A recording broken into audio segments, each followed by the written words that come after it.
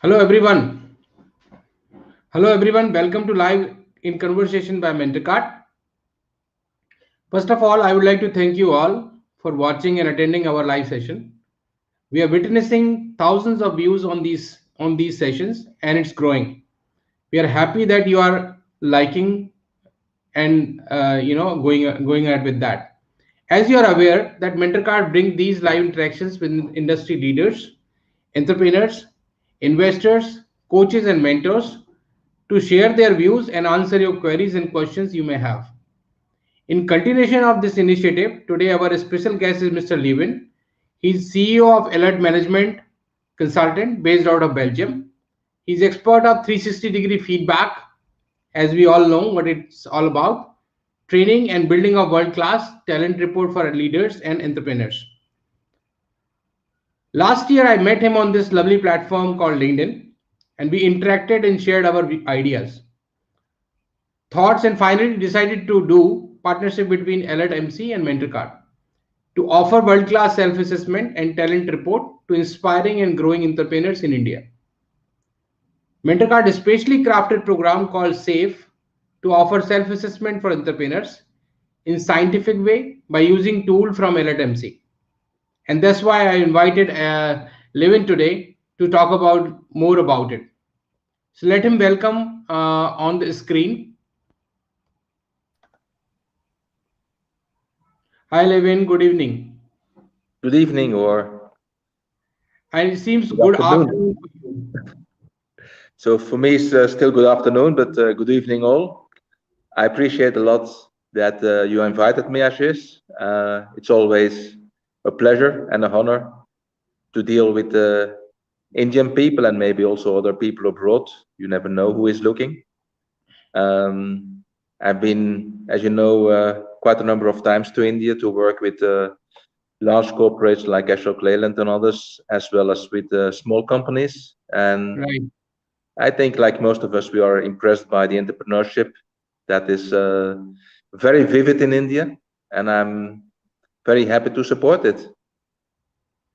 Thank you so much, Levin. Yes, India, in terms of entrepreneurship and startup ecosystem, is growing pretty fast, and thousands of entrepreneurs are coming up every year, and we are building unicorns. Um, Many of them have already are there, and we are working on towards that.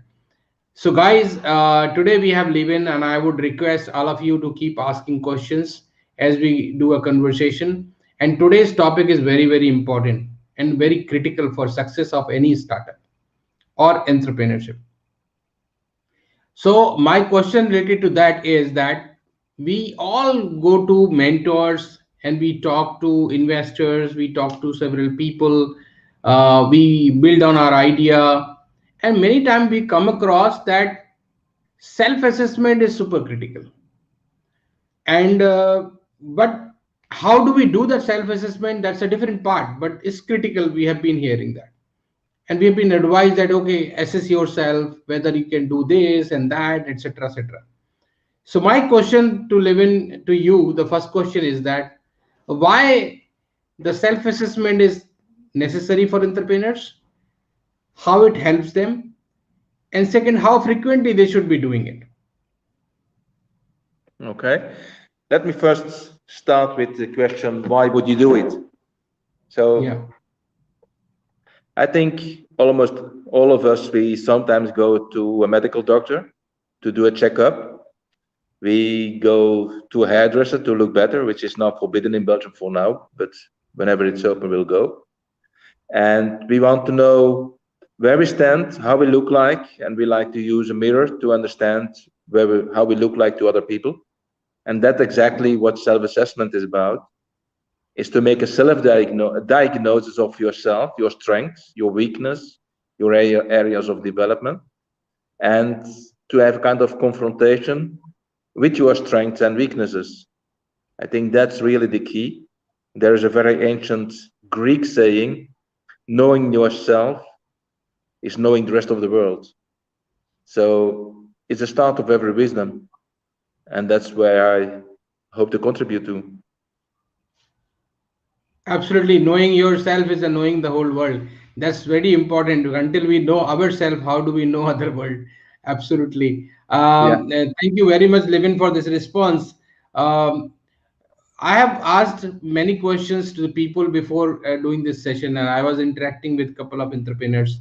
I collected these questions which has been given to me to ask you, and couple of them, and the one is I'm coming with this question number two. It says that how self-assessment can prevent a startup from failing, and is there any research which talks about that? Well, I think it would be very bold to say that self-assessment is the unique way not to fail. That would be completely wrong. There are thousands of reasons why people fail when they create an entrepreneurship, when they start as an entrepreneur. But at least when you know yourself and you are aware of your own strengths and weaknesses, you can act aligned with it and ask support where you know that your limit is. So that will at least decrease the chance that something goes completely wrong. You can call it a kind of hygiene. It's a hygiene factor. And Hmm. just as you look after your own body and your own mind, you can also look after your own skills and competencies in entrepreneurship. So that will at least reduce the chance of failure. Absolutely, I When it think comes to, so. Yeah, sorry, I agree with you, Levin. I agree with you, because assessment is all about knowing your strength and weaknesses. And if somebody come to know about his weakness and he works on that and leverage on the strength, obviously the failure will be less than the normal scenario. So how this process works? Can you tell a little more about uh, self-test which Alert MC offer and which we are jointly offering in India as MentorKart and Alert MC? How does that work? I'm saying the kind of questions you pick up for self-assessment for entrepreneur to answer on the computer, how they are structured, what is the methodology behind it, and how we are able to make out that okay what he's talking about, and we are able to judge that, yeah. assess that. So let me talk about the process itself. How does it work? I will go back then one step to the questionnaire. How is it built? But let's first look into the process. So Sure. um, we have a small questionnaire for everyone who wants to get his own reports to understand where they stand in the process of becoming or being an entrepreneur.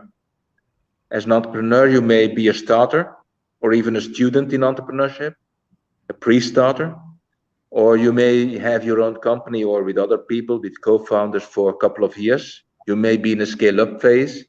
Um, so there are different, let's say, situations that you can be in, and we try to understand the situation that is yours.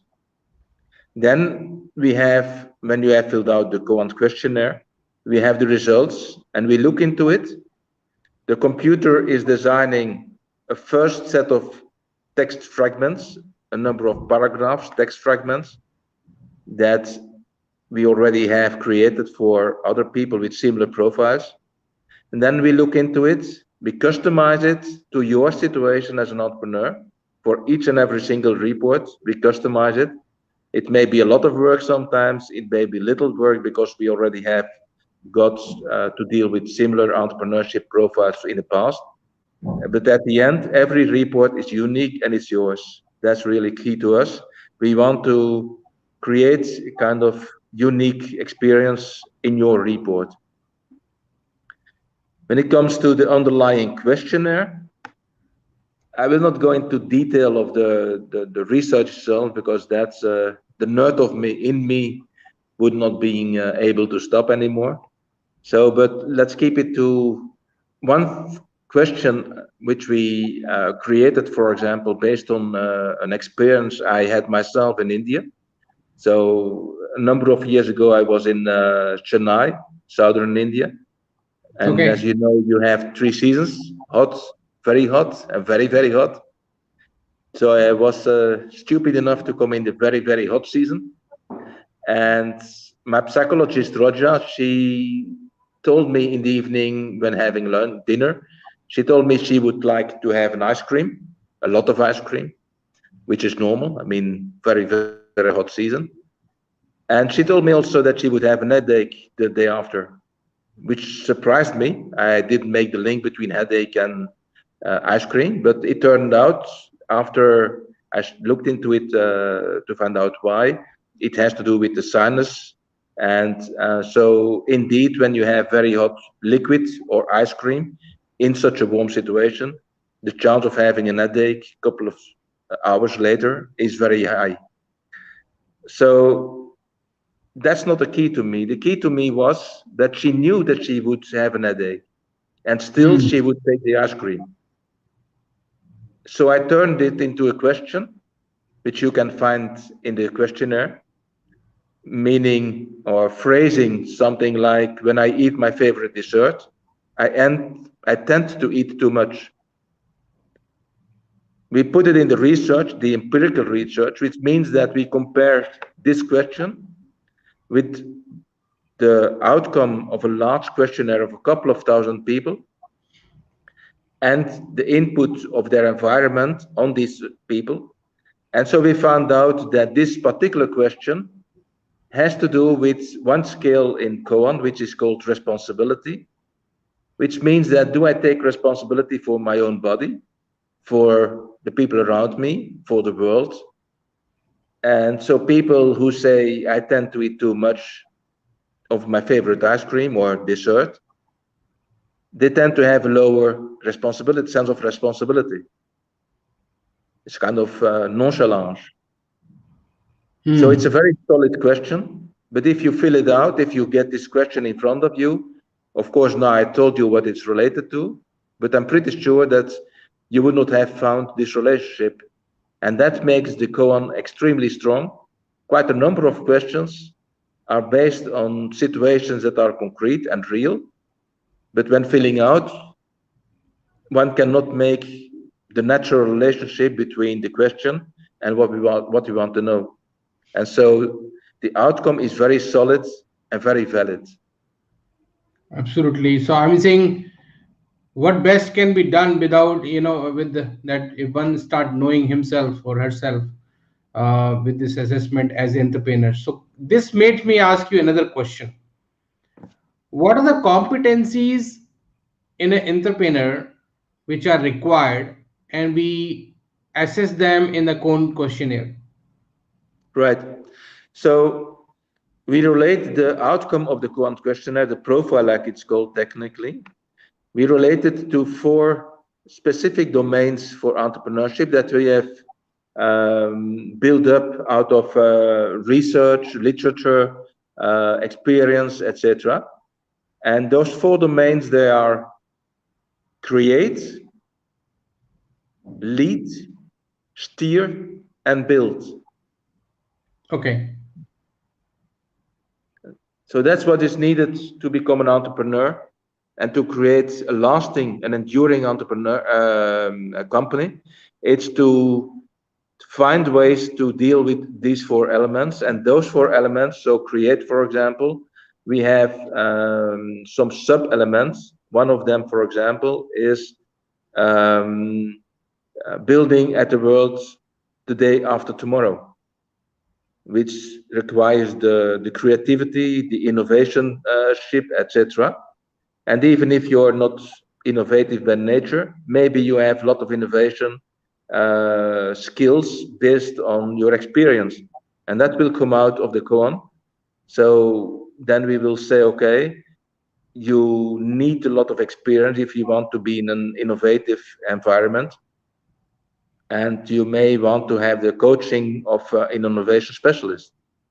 Hmm. When it comes to lead, for example, in leading people, a number of people, they have a natural easiness to lead people, to deal with people. But you may want to create an organization not having this natural ability. So then we explain the reasoning behind it, why you as an entrepreneur may fail in the human side while all the other elements are very strong. And so we indicate, okay, please make sure that you find a number two in the organization, or if you hire, that you hire people who will take this role for you so that you don't need to be the people manager, the people leader, but that you can focus yourself on, for example, the innovation and leaving the people stuff to other people, to your number two. When it comes to steering, then of course there is this kind of guiding, not guiding, but setting direction. Again, also here, some people are skilled by nature, have this competency, other people don't have it. Again, when you know that, and this is a kind of hygiene, if you know you're lacking something, you can do whatever needed to make sure that this competency is there.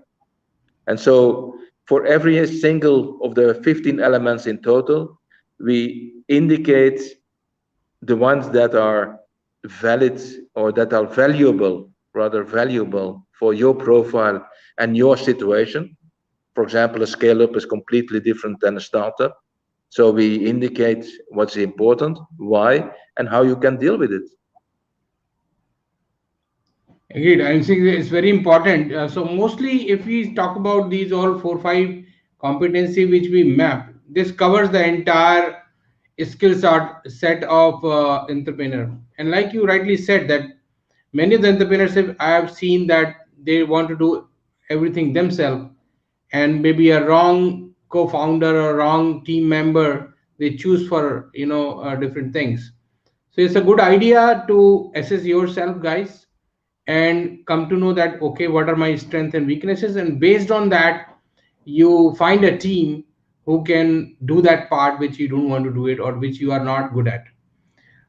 Great. So this makes me ask you another question, that how do you what is your recommendation for an entrepreneur when he goes through a self-assessment test or at MentorKart and LMC, how he should interpret the report itself? Right.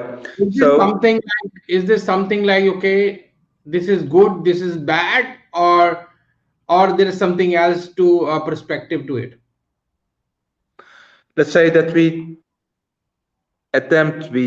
hope that the language that we use, that the way we write the report is concise, comprehensive, and clear. That's at least our goal, and we ask continually feedback on that to make sure that everything is there, and if not, that we improve it. Now, even if everything is concise and clear and comprehensive, as a human being, almost all of us have some kind of blind spot and have this tendency to reject. Like some people told me, the strengths, they are so true. The weaknesses, I have no clue. I don't understand it. I don't see it. It is human. Yeah. So important is, first of all, your own mindset. If you read the report, try to skip every but, however, if, and similar words in your mind.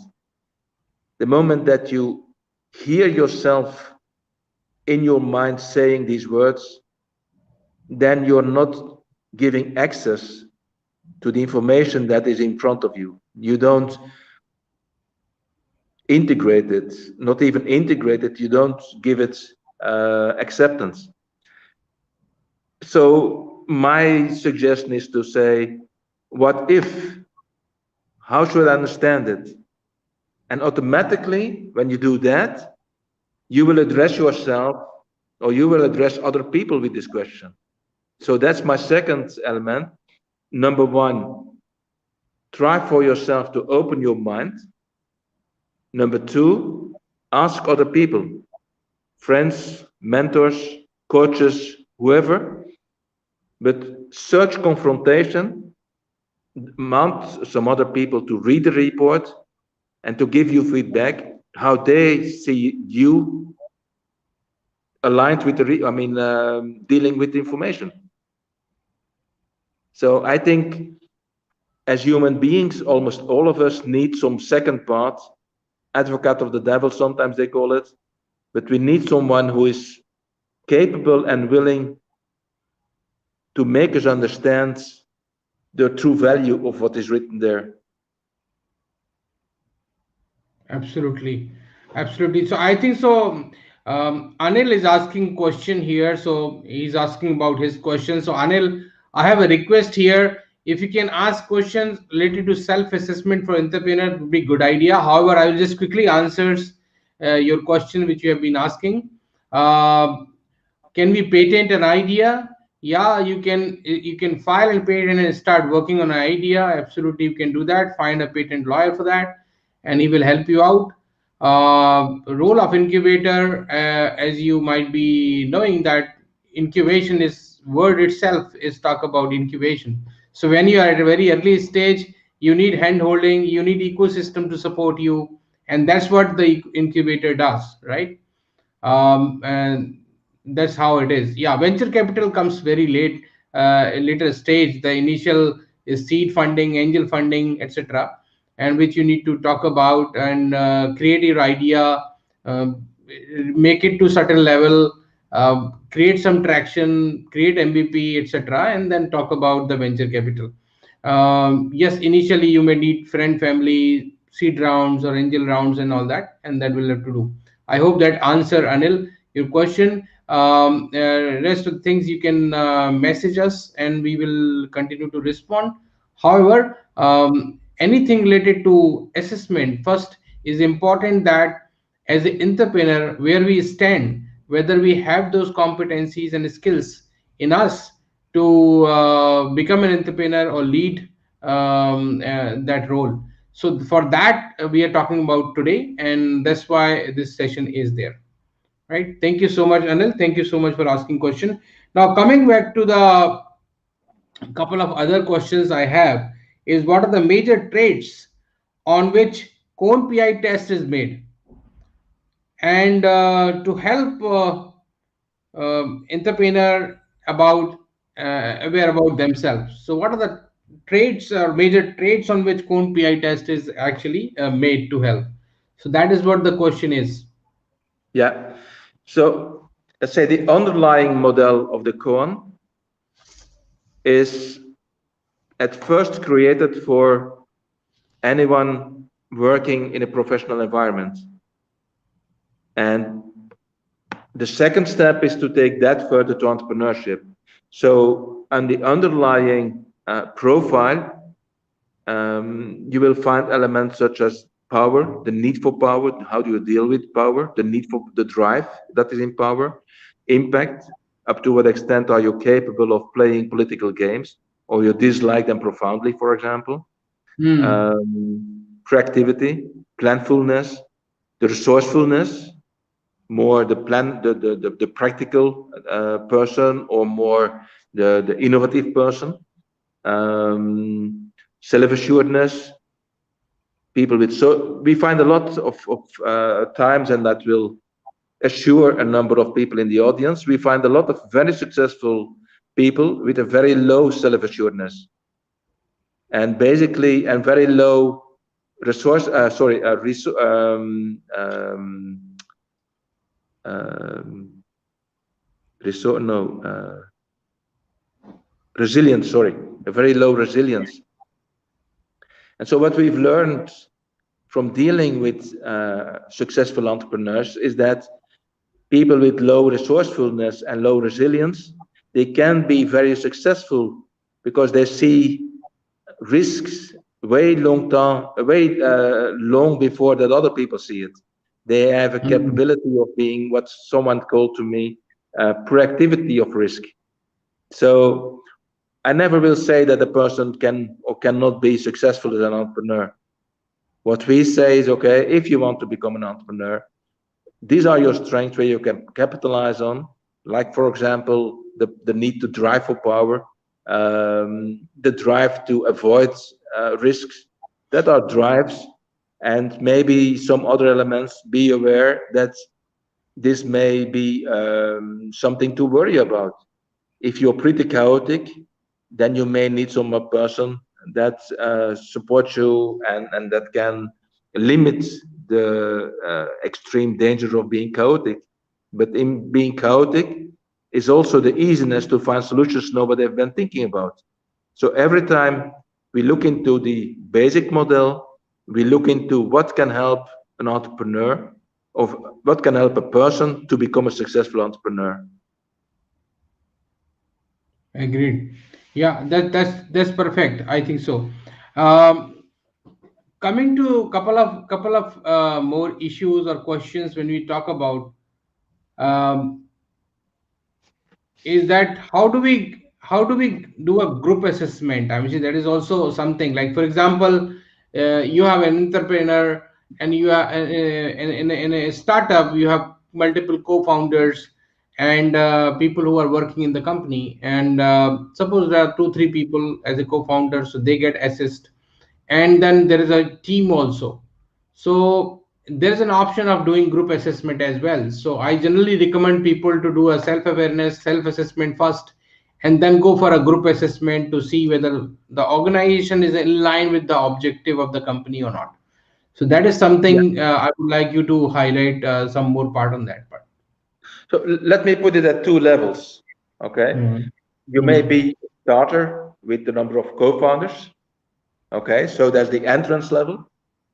Yeah. Then the group assessment that we do in such situation is that we say, okay, we take the starter and his co-founders, 3, 4 people, whatever.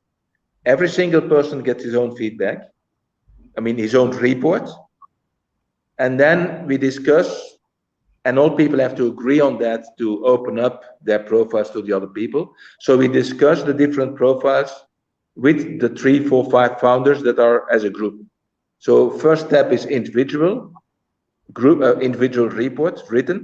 Second is feedback, and number 3 is feedback as a group and in a group, so that all the information is shared and that the co-founders, know from each other their strengths and weaknesses as an entrepreneur. The next level is when you are in, for example, a scale-up situation, and then you have a group of people. Let's assume 20 to 50 people, for example. Then my advice is to add to the individual koan, which is looking into the strengths in the being. Hmm. How am I? What are my strengths by nature? And to add 360, which adds at that moment the being, the doing. I'm sorry. So I told already about the being. Now I add the doing, and in the doing you say, okay, how see people act? How do people see me acting? How do people see what I'm doing? And that combination is extremely strong. We have been doing it a number of times for VCs and for private equity groups, where they say, okay, we are willing to invest in that or that company, but we first want the human audit.